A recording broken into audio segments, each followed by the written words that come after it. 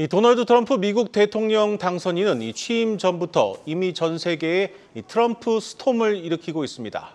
이제 전 세계는 더 강한 미국, 이 경제 황금기를 외친 트럼프의 2기 경제팀을 주목하고 있습니다.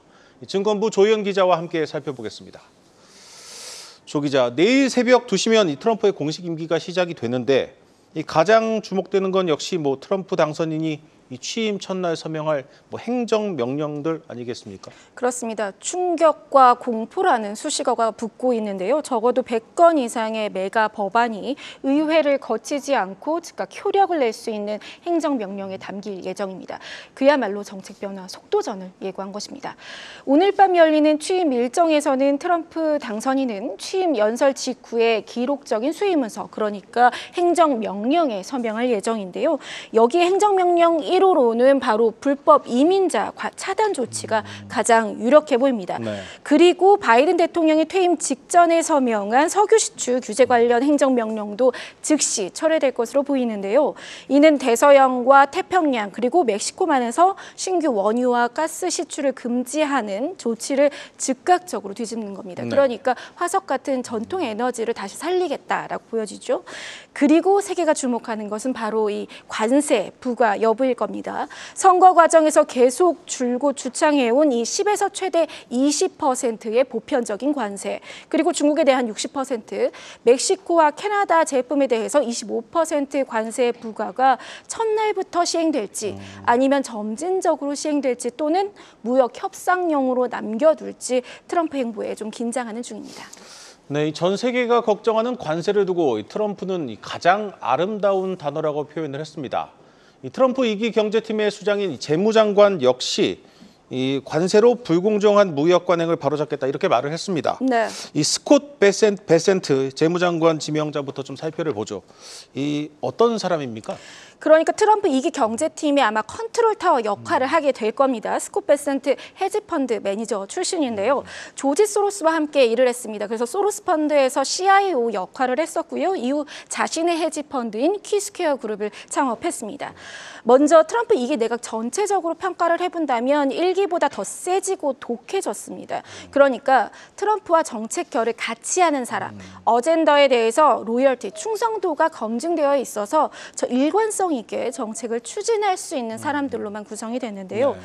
이게 경제팀 면면을 보면 모두가 관세 옹호론자인데 그중에서 베센트가 상대적으로 점진적인 인상에 가까운 편으로 분류되고 있습니다. 블룸버그 통신에 따르면 트럼프 2기 경제팀은 관세 세율을 한 달에 2에서 5%씩 서서히 높여가는 방안도 검토 중인 것으로 알려졌는데요. 관세 폭탄이 미국 내 인플레이션, 그러니까 이른바 트럼플레이션을 초래할 수 있다, 이런 우려 때문인데 이 또한 오늘 밤에 확인을 할 수 있겠죠. 다만 이제 서서히 인상한다고 해서 베센트가 온건파다 이렇게 선그을 수가 없는데요. 인사청문회에서 베센트는 너무 오랫동안 국제 무역 체계의 불공정한 왜곡을 허용해왔다라고 지적을 하면서 달러 패권 유지를 줄곧 강조했습니다. 베센트가 밝힌 이 3가지 관세 활용법이 있습니다. 여기를 보면 첫 번째는 불공정 무역을 바로잡는 도구로 쓰겠다. 여기에서 특히 중국을 직접 겨냥을 했습니다. 네. 그래서 무역 합의를 이루지 않는 게 있는데 강제적으로도 이행시키도록 관세를 활용하겠다 이렇게 얘기했고요. 또 이제 외교적 협상 카드로 관세를 사용하겠다라고 했는데 사례가 바로 멕시코였습니다. 네. 금융 제재를 할 수 있지만 그렇게 되면 달러 사용이 제약을 받아서 기축 통화의 지위가 좀 약해지죠. 그래서 제재 대신에 관세를 사용하겠다는 겁니다. 그 외에도 베센트는 탄소세 도입 가능성을 언급했는데 중국을 겨냥한 조치지만 한국도 영향을 피할 수 없어 보입니다. 이 발언 직접 들어보겠습니다.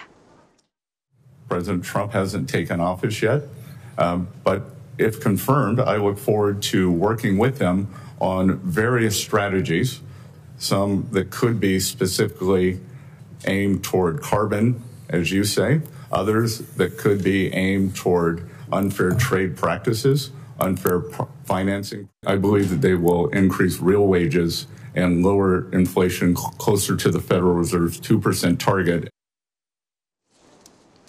네, 이 재무장관 자리를 놓고 이 스콧 베센트와 끝까지 경쟁을 벌인 인물이 바로 하워드 러트닉입니다. 일론 머스크가 강력하게 지지를 하기도 했는데 이 러트닉은 이 상무장관으로 지명이 되는데 결국 이제 무역 전쟁을 이끌게 될 것 같은데 이 러트닉 역시 이제 월가 투자은행 출신이죠. 맞습니다. 월가 경력이 30년 이상이고요. 공직 경험은 전혀 없습니다. 네. 하워드 러트닉 월가 투자은행 켄터 피츠제럴드 회장 겸 CEO인데요. 트럼프 대통령직 인수위 공동위원장을 활동했고요. 캠페인 내내 좀 적극적인 연설을 해왔습니다. 러트닉 역시 보호무역주의자이고 또 관세 옹호론자, 더 강한 쪽에 속해 있고요. 네. 트럼프는 이 러트닉에게 상무장관 자리만 준 게 아닙니다. 바로 대통령 직속 기관이었던 USTR 감독 권한을 줬는데 결국에는 산업 정책부터 관세 그리고 무역 의제까지 이끌 것이다. 이렇게 힘을 준 것입니다. 상무부는 이제 관세 인상 조치를 직접적으로 하는 중축이죠. 러트닉은 관세 부과 카드를 무기로 삼아서 각국의 무역 협상에 나서는 총괄 책임자 역할도 할 전망입니다.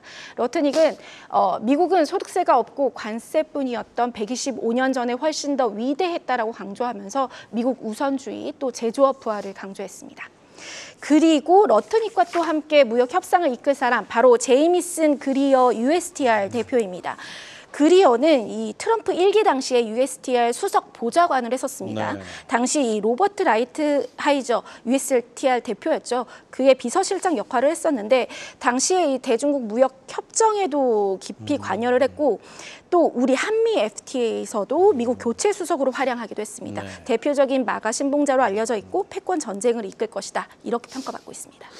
네, 전체적으로 더 강력한 미국 우선주의가 예고된 상태입니다. 이번엔 금융시장 관련 수장들도 한번 살펴보겠습니다.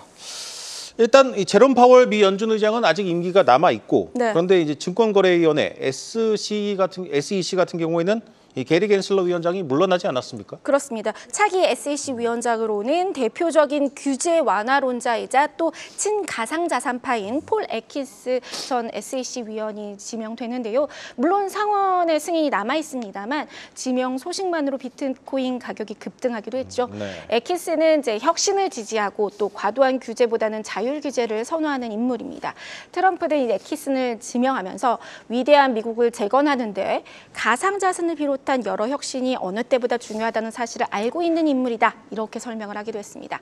참고로 베센트와 러트닉 역시 친가상적인 인사들이고요.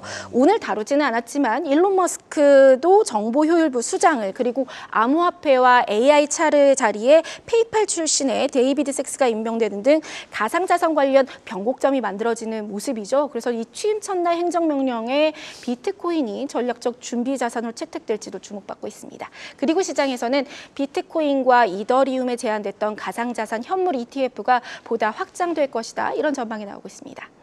그리고 제롬 파월 연준 의장의 임기는 내년 5월까지입니다. 그래서 베센트 재무장관 지명자 역시 연준의 독립성은 보장되어야 한다 이렇게 강조를 했지만 연준의 부의장인 마이클 바 금융감독 담당이 사임 의사를 밝히면서 이 자리에 연준 내 최고 매파로 꼽히는 미셸 보먼의 승진 가능성이 제기되고 있습니다.